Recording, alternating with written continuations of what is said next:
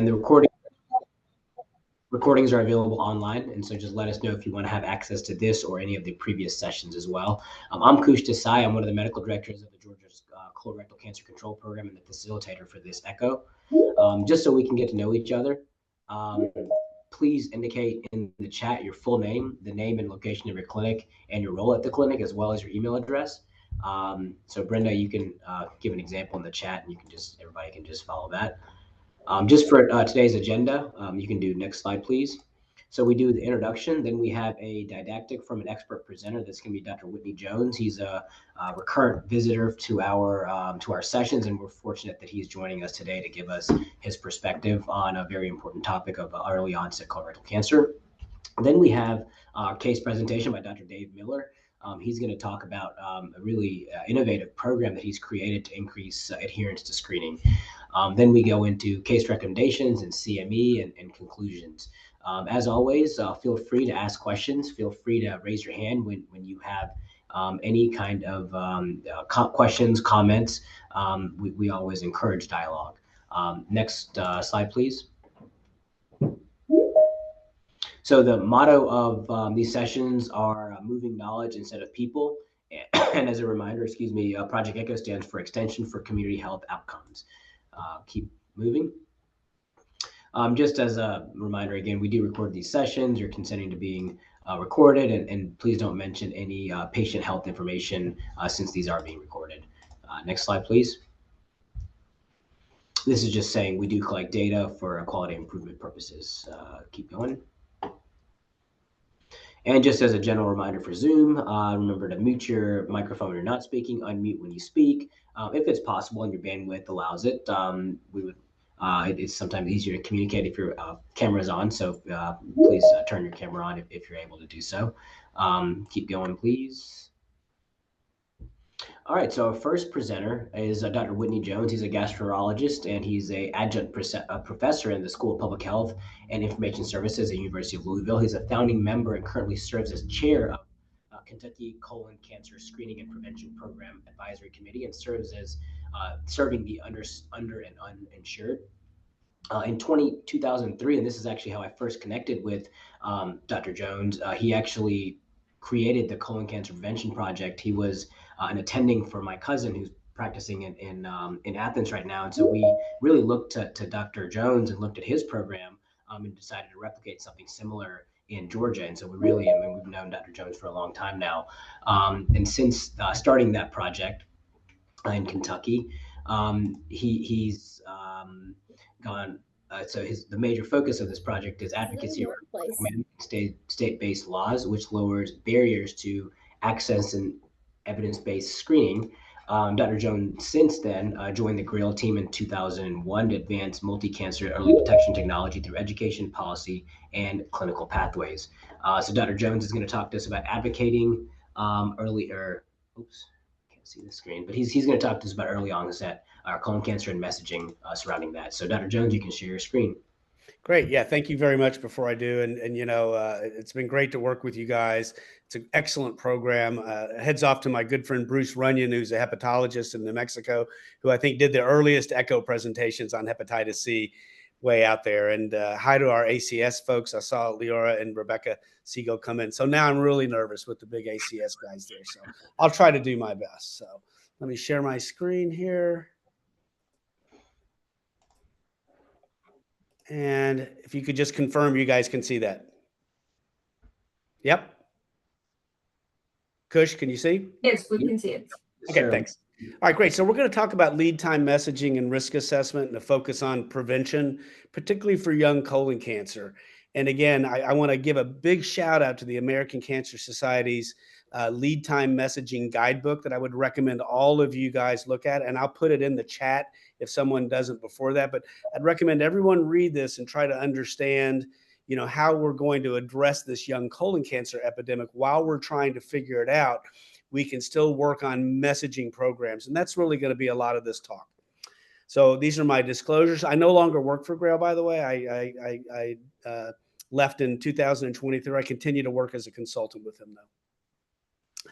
So speaking of Dr. Siegel, this is the original piece that let us know that, hey, this young colon cancer epidemic is real and that, even though we were making really good progress with people over the age of 55 and bending the curve of colorectal cancer downward, the exact opposite was happening in people under the age of 50 for sure. And in this 50 to 54 range, it was just sort of flattened. And that's because there's quite a delay from the time we tell people to get screened and the time they actually are screened. Imagine you guys getting an email at 4 o'clock today saying the ECHO program starts in 0 seconds. How many of you would have been compliant in getting on the audio today?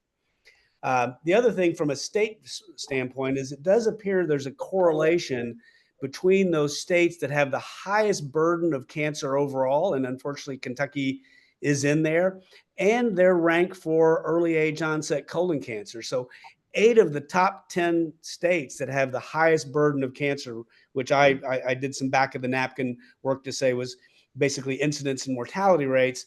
8 of those are in the top 10 for young cancer, and 7 out of the next 10 are on there, including Georgia in both cases. So if you're in a high risk state for colorectal cancer, I can almost guarantee you young colon cancer needs to be included into your planning if you're going to work on the prevention mode and not just the diagnostic mode.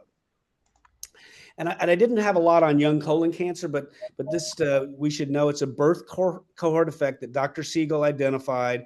It occurs in people born after 1990. The rates of colon cancer are up about 200%, and rectal cancer is about 400%.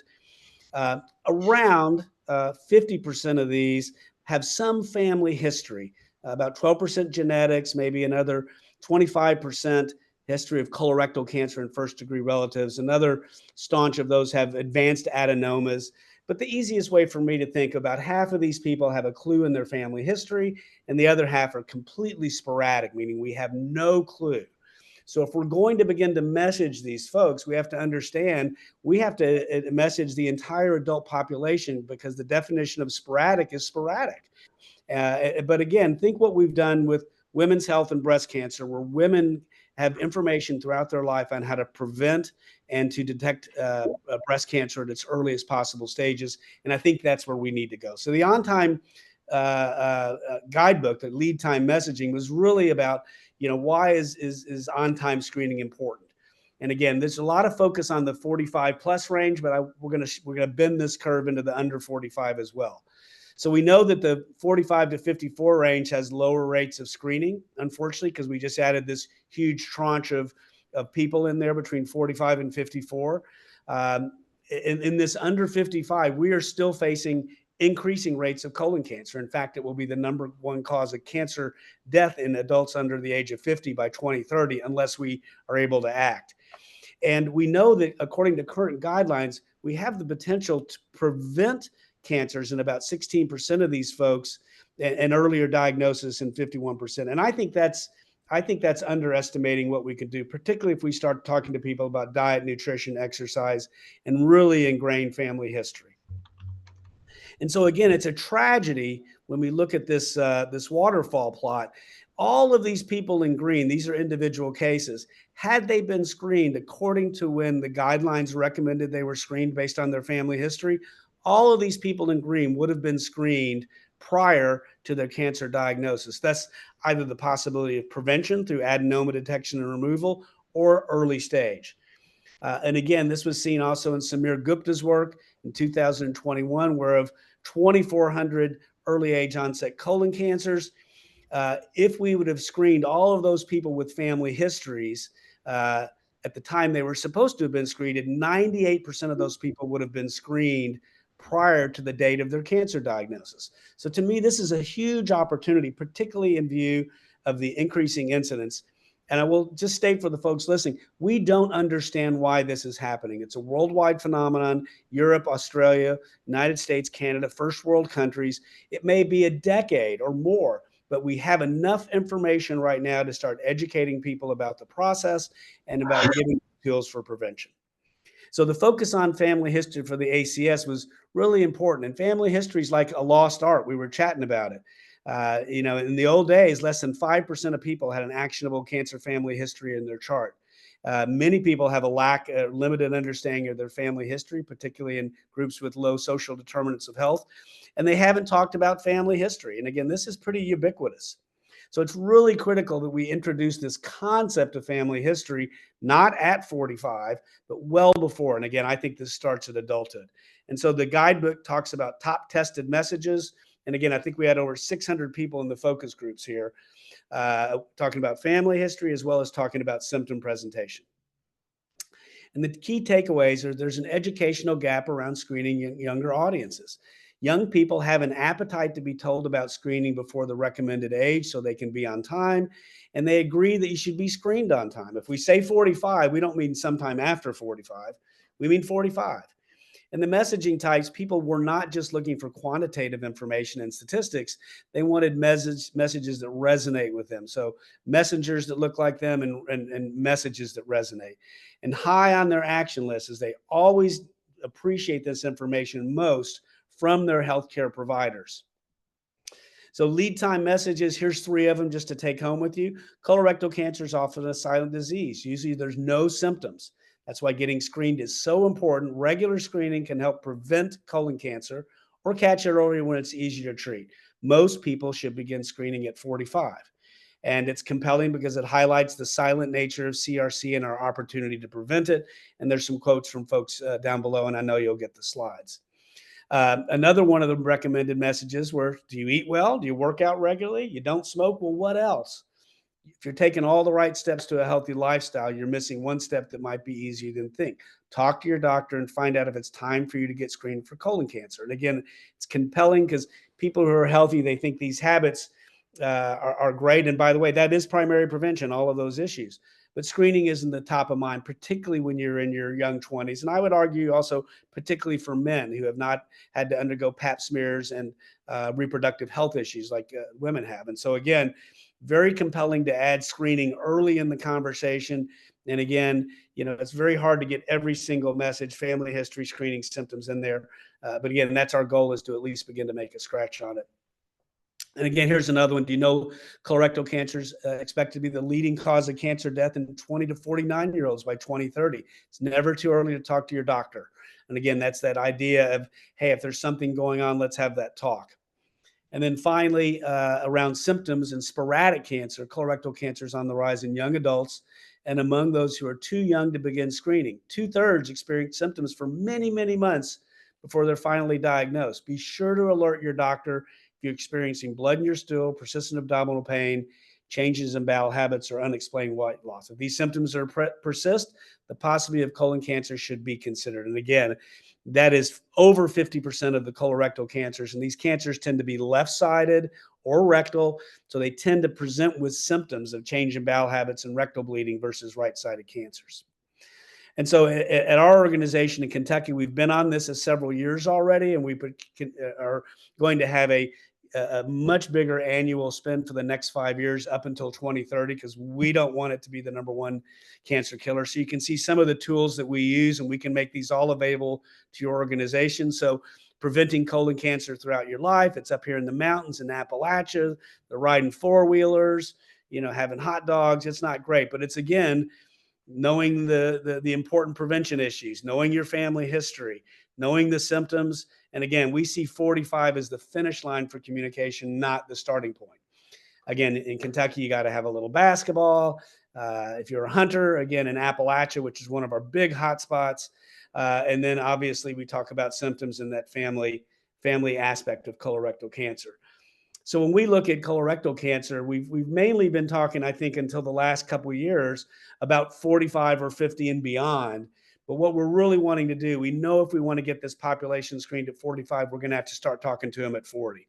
And if we want to find those people who are high risk, and it's probably about 1 in 6 people should be screened at 40 or early based on their family history of polyps or cancer. If those guys need to be screened at 40, we've got to push that conversation back at least another 5 years. And if we want them to modify their lifestyle, smoking, et cetera, if we want them to know their family history and we want them to know about those symptoms, we need to start talking to them as young adults. And again, that doesn't mean we put 100% of our effort and our budget into people who are 21 to 30, but we should probably shift some of our budget, 10%, 20% into these earlier messaging pieces where it's a little more complex, all with the goal, though, of also making sure these 45-year-olds are getting screened on time and at high rates. And so again, here is where we live in the yellow, which is this rate where we sort of start late with our messaging. So we have a little slow start trying to get to those people in their 45s and 50s. And again, we eventually get up there. But if we start earlier messaging based on data and based on what we know, begin to educate people in their adult life, we can pick up more of those people with family risk who should be screened at or before 40 and get a much higher percentage of people screened at age 45. And so I look at it like, if we're going to have a war on cancer, I'm ready to have a good castle where we're out there preaching lifestyle and primary prevention early, on-time screening for high-risk folks, as well as symptomatic issues. And then finally, these on-time screening folks are here. So I'm going to stop there. We'll have questions at the end, and we're going to shift it over to my excellent colleague, Dr. Miller. Very good. Thank you, Dr. Jones. Does anybody have questions for Dr. Jones? I thought that was really super enlightening and very helpful. Hold on one second. Anybody have questions? All right. Well, you guys can save the questions for the end, but we're going to get Dr. Miller in a second. So Dr. Miller is a board-certified general internist and faculty in Wake Forest. I met Dr. Miller maybe about a year or two ago. I was super impressed with his product and his innovative solutions to patient reminders. And so he's interested in leveraging technology to transform the way we deliver care. He has a successful career, or he had a successful career as a PCP, but found himself frustrated by how little medical practice he has. Sorry, I'm hearing like background. Hold on one second. Can y'all hear me okay? Is there an echo? Echo's gone now. No, it's still there. It's still there. Hold on. If anyone has their microphone on, please turn it off unless. Yeah, I think somebody, let me look through this. Let me just mute everybody.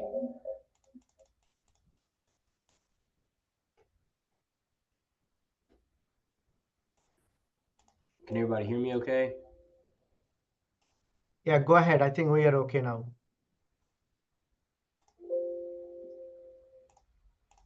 Can you guys hear me now? Is there an echo? Sounds good now. No, maybe. All right, so going on. All right, I'll try now. So Dr. Miller, as I was saying, successful career as a primary care doc, found himself frustrated how little medical practice had embraced technology to improve healthcare quality and efficiency. So he developed this product, Empath. He's a recognized pioneer in digital health. He's received over $6 million in funding for the NIH, served on numerous NIH peer-reviewed study sections, and presented his work at national and international conferences. He's going to talk to us today about this great platform that he's created and give us more information on the success of this program. All right. Thank you very much, Kush. And I am really excited to be with you all today. Appreciate your time to share with you some of the work we've been doing with digital health at Wake Forest University and now at Empath Health.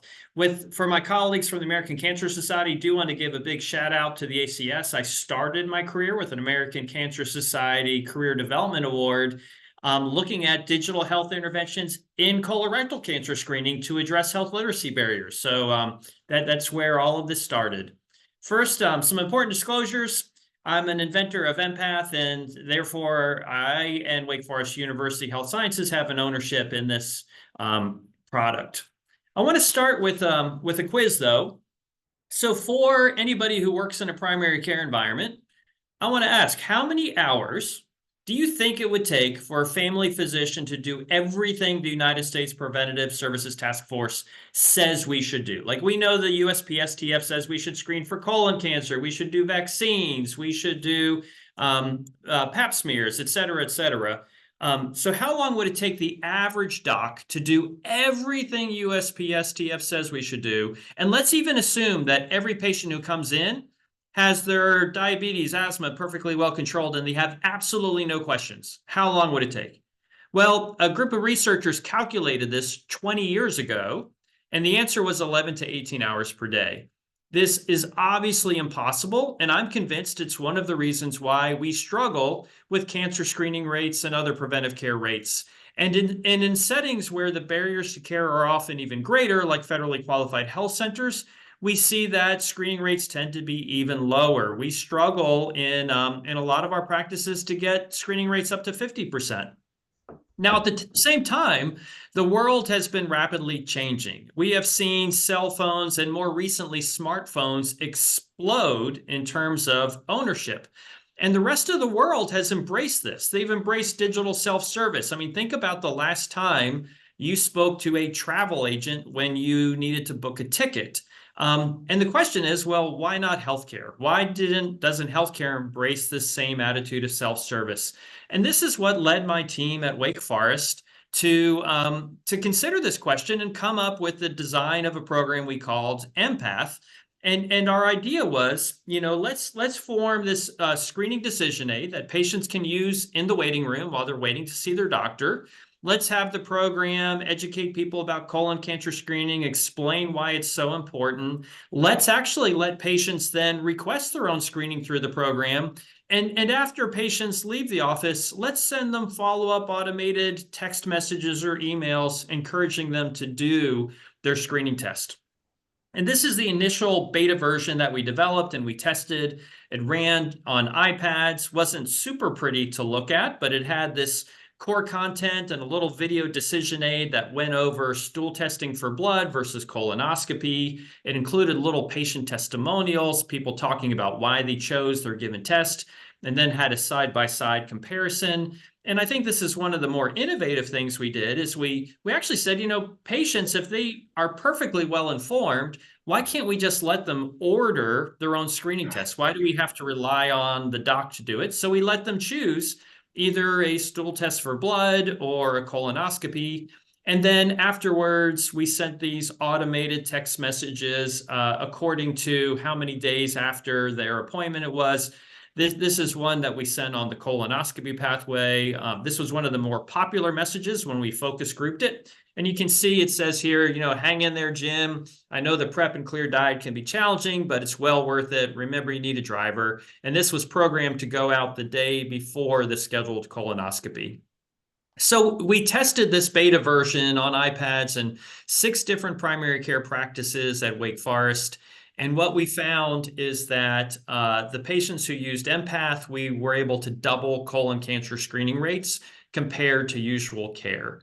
And I want to point out that the 6 practices that we enrolled patients in saw patients who had a lot of barriers to care. A third of patients in our study sample reported they had never used the internet. A third had low literacy, and half had household incomes below $20,000. I particularly want to highlight that these were a third of patients who had trouble reading, a third who didn't use the internet, and they were still able to sail through this digital health program. My point is not that we built such a wonderful program. My point is more global. It's don't assume that people can't use digital programs just because they're not surfing the web every day or they might have some reading barriers. Well-designed programs, you can get great usability rates. So the next step in this line of research was to say, okay, we delivered it on an iPad in a research study. Now we have to get it into usual care. So we did a large implementation science trial funded by the National Cancer Institute, where we randomized clinics to either get this high-touch implementation strategy, a lot of hand-holding, regular check-ins, or just usual implementation. Here's the program, here's some training, call us if you have problems. And our goal was to answer, how do we get really busy staff to hand an iPad to every patient? How do we get them to use it? Will staff and clinicians accept it? And I can share with you that the article is now under review at a medical journal, but I can share with you the global answer, which is the answer is Not easily, right? No big surprise. If you're familiar with primary care environments like the ones I worked in, they're very busy, complex, and it is hard to squeeze anything extra into those short visits. So we then took a step back and said, well, do we have to deliver this in the practice? Couldn't we deliver it to people at home when they have the luxury of more time?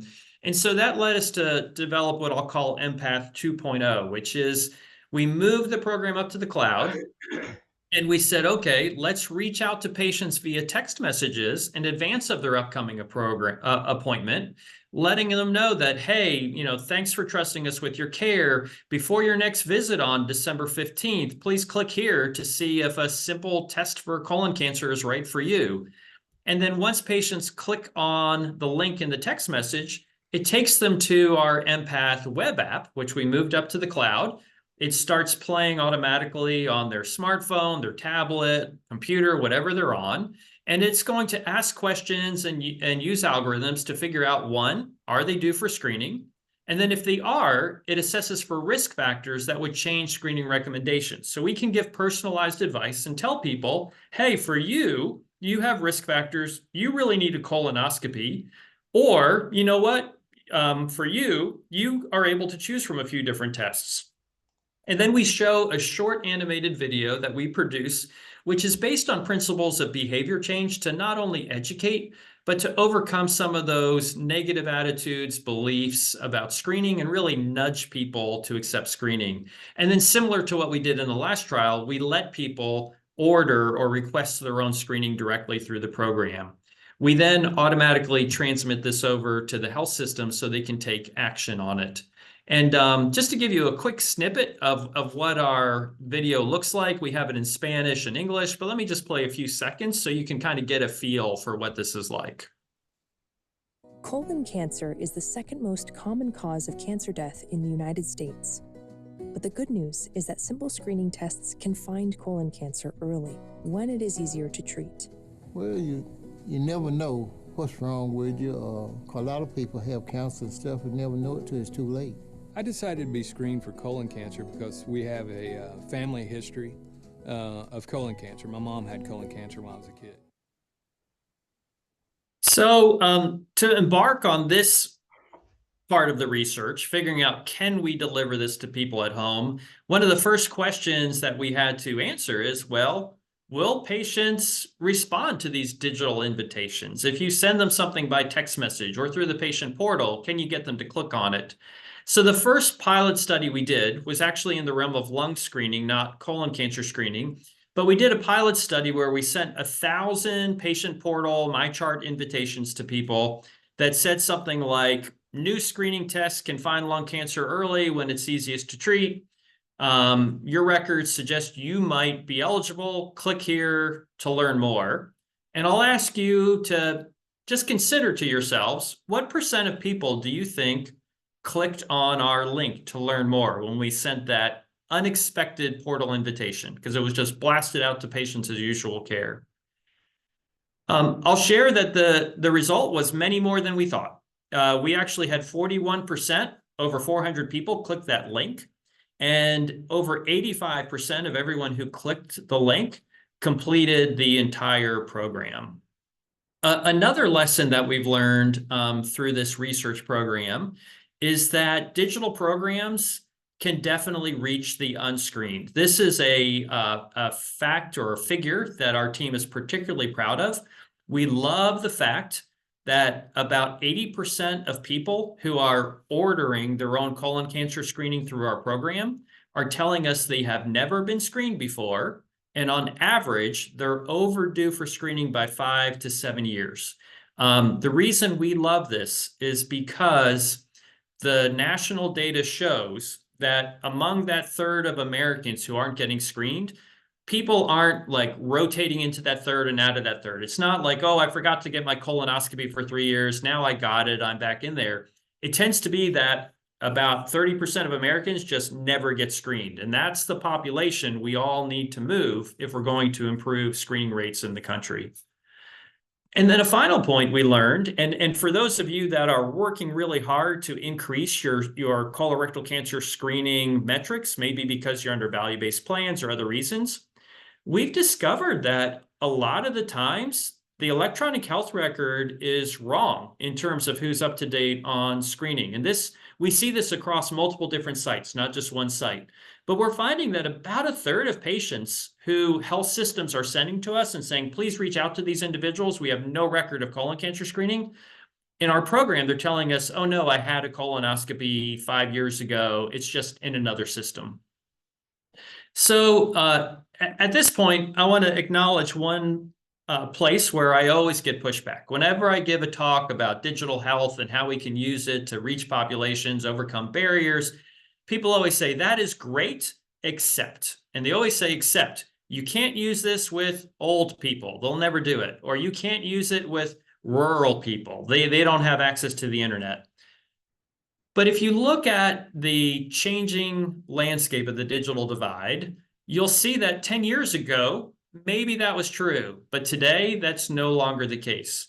We're now to the point where 75% of adults over 65 are reporting that they regularly use the internet. And you'll see over here that this green line, this is the fastest growing curve of all.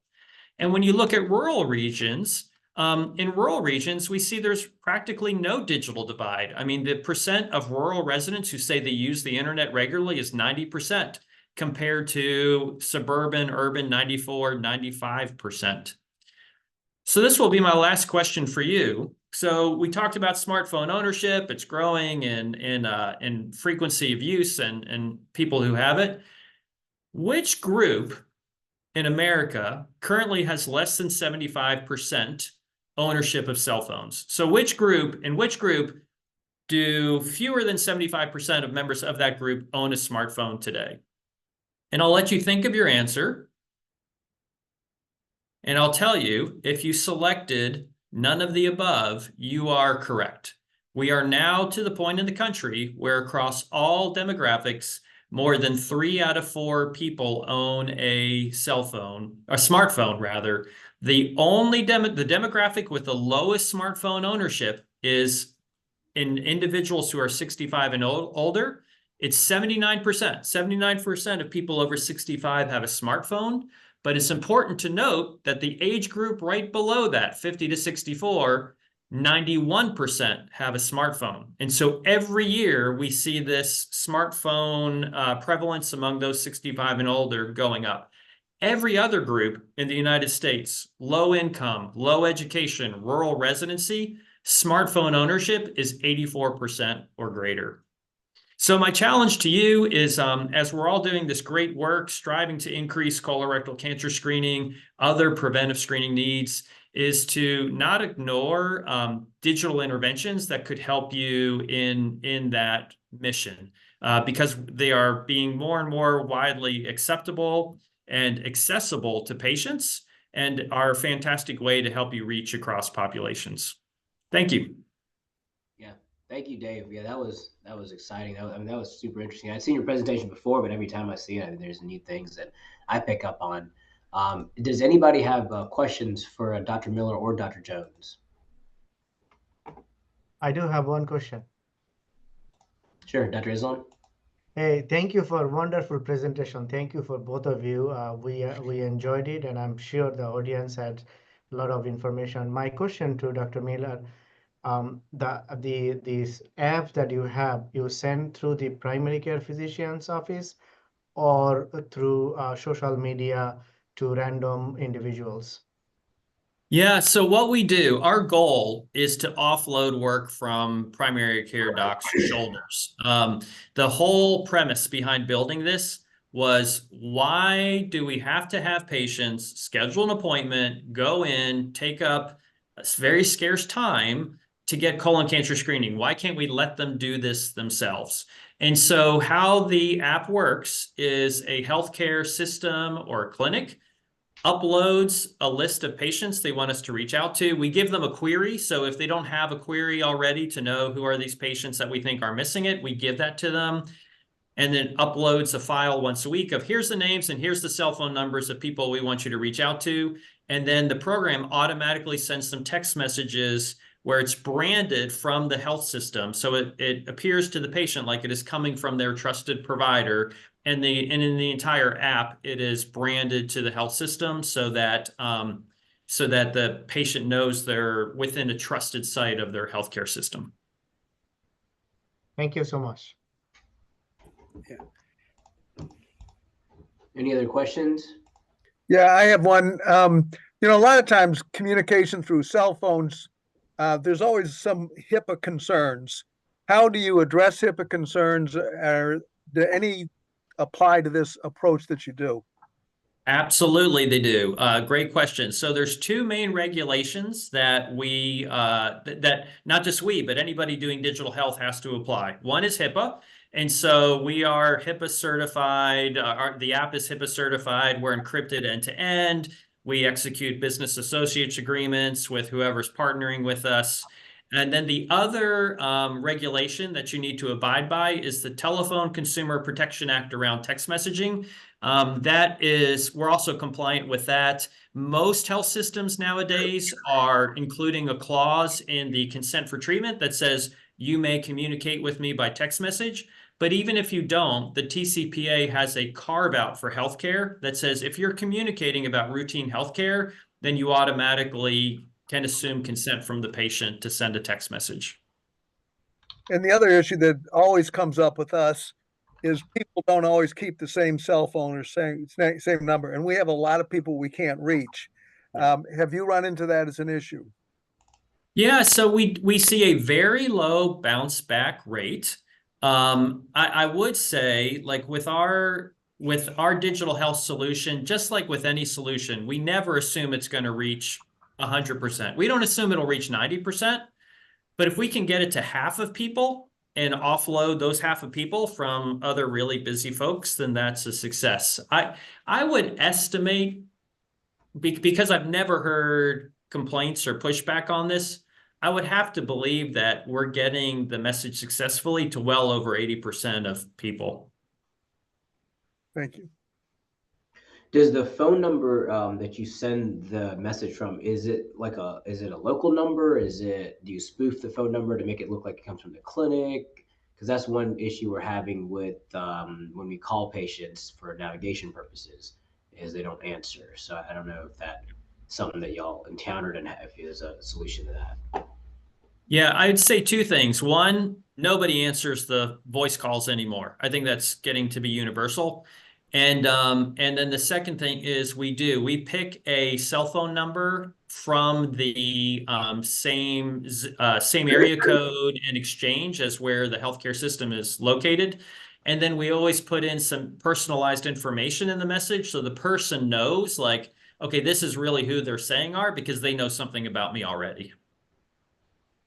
Yeah, no, that's super helpful. That makes a lot of sense. We had a couple questions in the chat. First one comes from Cindy. What is the cost? And so this may vary, or I mean, you may not be able to give a specific answer, but just in general. Yeah, no, I am happy to answer that. So the cost is a few dollars per patient who is uploaded for outreach. Because this is a digital health product, the cost goes down with scale. So the more patients you upload, the cheaper it becomes. But for comparison, if you've ever done a mailed fit campaign, it is significantly cheaper than doing a mailed fit campaign. I will also say that, like, my practice at Wake Forest was working in a clinic that was really designed to serve the underserved. A lot of my patients were low income, a lot were homeless. We built this because we were trying to ensure that we could help people who sometimes have the greatest barriers to care get care. So we never want cost to be a barrier to anybody. That's great.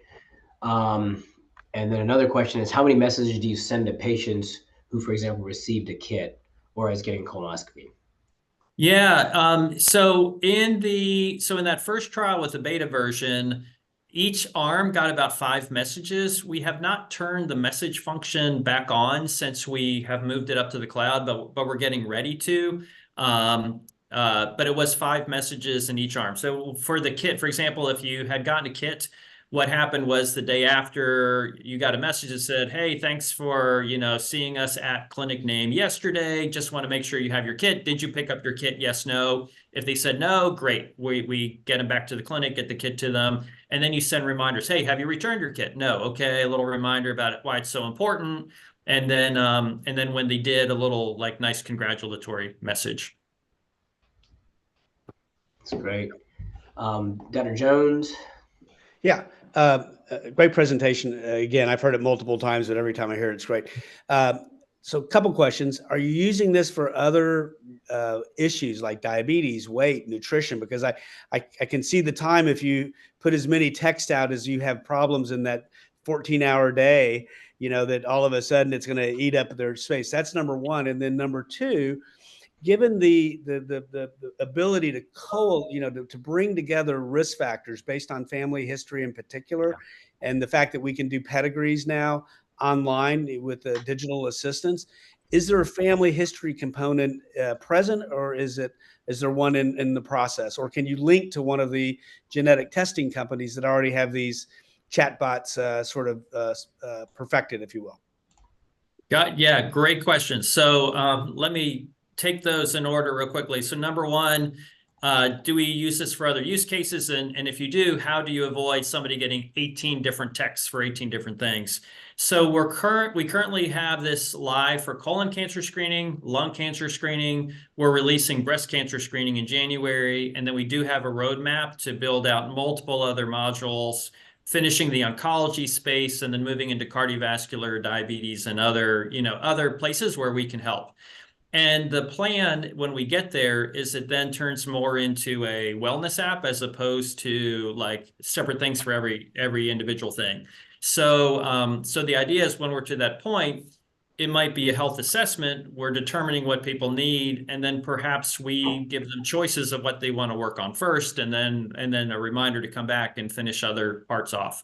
In terms of what we do currently with family history, so we do collect family history in the colon cancer module so that we can give some recommendations around whether a colonoscopy is indicated or not, meaning should you be allowed to choose a stool-based test or not. And then in the breast cancer module, we actually do some family history because we use a risk prediction model to help them understand if they're higher risk and if they might need more screening than just a mammogram. And then the last question, can we link to other third parties that are collecting pedigrees?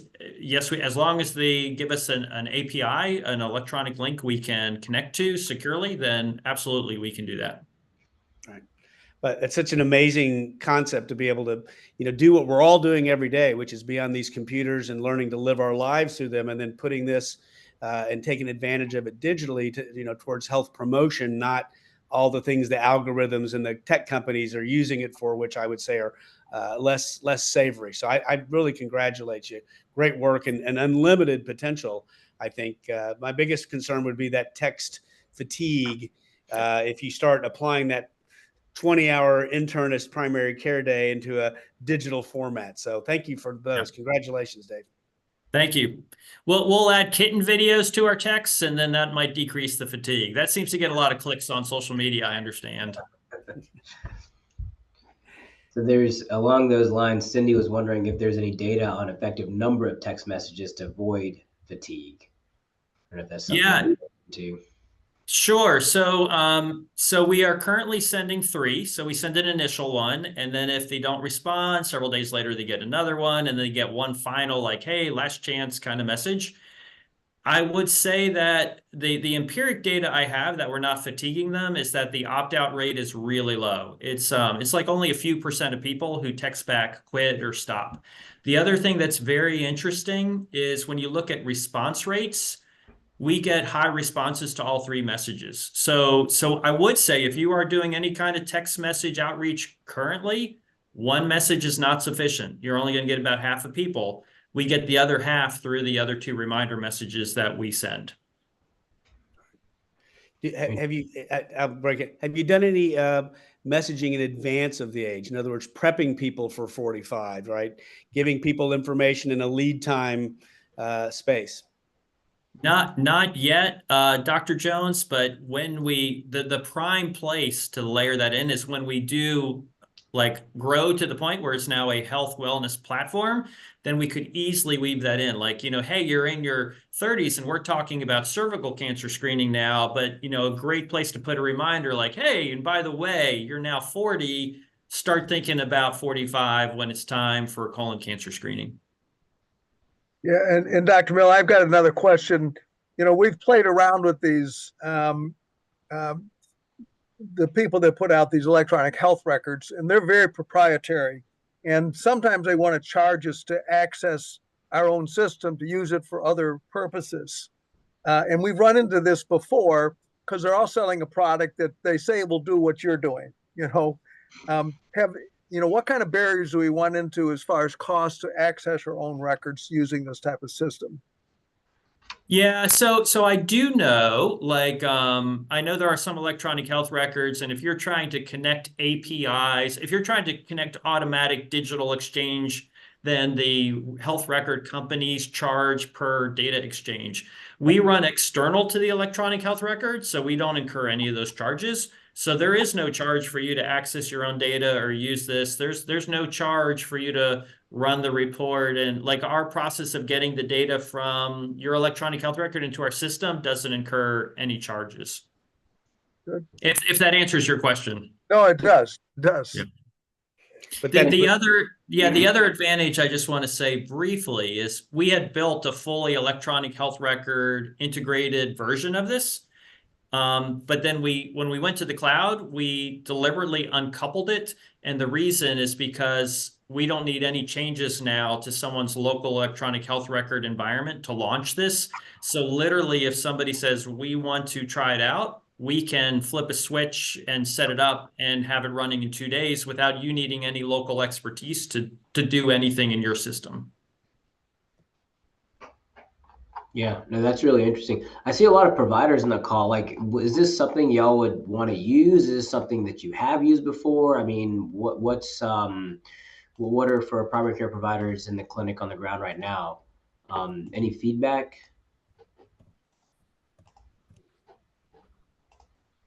I see Kyle, I see Maisha. Who else is on the call provider-wise? Dr. Desai, it literally just let me on like 5 Oh, minutes did it? Sorry to call you out then.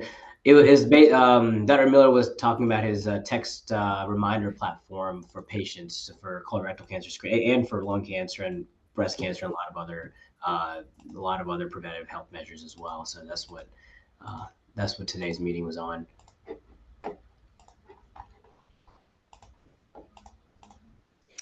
Hey, can I, Kush, can I ask if we've got Sure. Either Becky or Leora on the phone still with ACS? Anything from the standpoint of ACS in terms of helping us understand where some of these early age onset hotspots are around the country and how people listening in might be able to access where those are in their locations that they serve? I don't know if they're on the phone or not, or if they could type in a resource.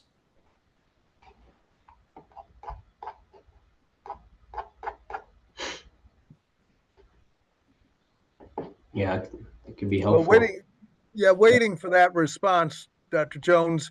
There was an article that just came out in the Archives of Internal Medicine that did a review of all early warning things, and they, reviewed articles published on, and it was over 20 million people. And it looks like there's a relatively simple protocol. This was discussed at our national roundtable. 50% of people have bleeding, 40% have pain. And they said bleeding should be considered colon cancer till proven otherwise. That's right. And pain, if it lasts more than a month, then some type of study like a CT scan, ultrasound should be done. It seemed to be kind of a more crystallized format. Have you thought about taking that paper? Because it looked like it was a pretty much a seminal piece of work there, and plugging that into your workflow. Yeah, I don't think we have to reinvent the wheel. At the National Health Services in England, they have the NICE criteria, which are really well done. And rectal bleeding with painful or change in bowel habits are the top two for young people. When you get older, iron deficiency anemia fits in. So I don't think it has to be a ton of them. You can't add things like fatigue or bad attitude after a bad loss in college football. You don't have to have those.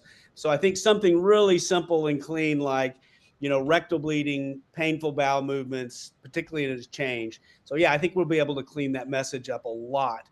But again, I think this concept of giving people time to assimilate the message, understand it, and then that importance that Dr. Miller's talked about, the frequency, the repetitive nature, at least 3 times of reaching out to people is key. And again, I think the issue that's really hard for people to grasp with young colon cancer is it's starting in the 20s.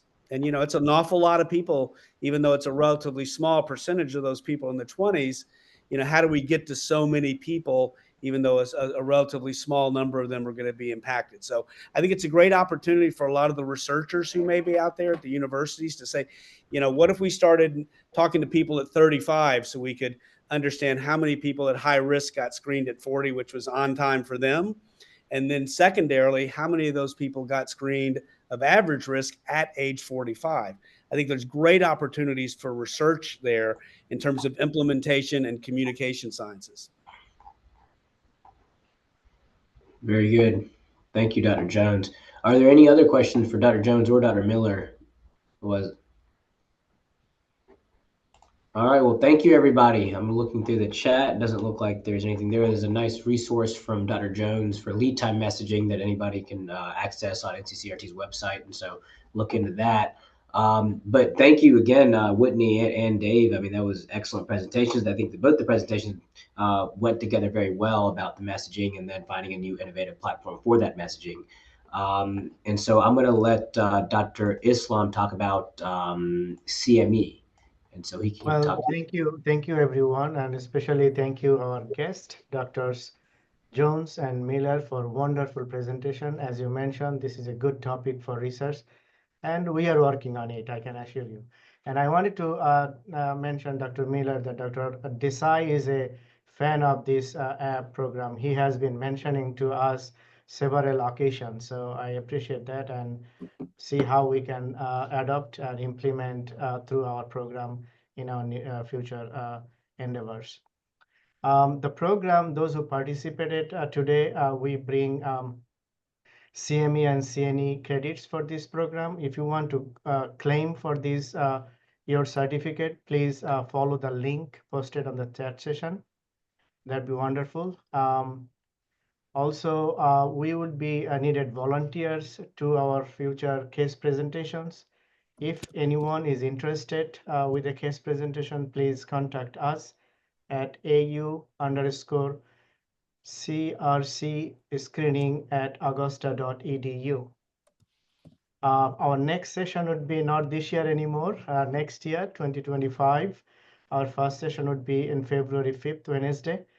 We are looking forward to everyone participate, and this should be our conclusion today. And thank you again for everyone participating here. And now those who are participating from clinics can sign off and have a wonderful week ahead of. Thank you, everyone. Thank you. Take care. You.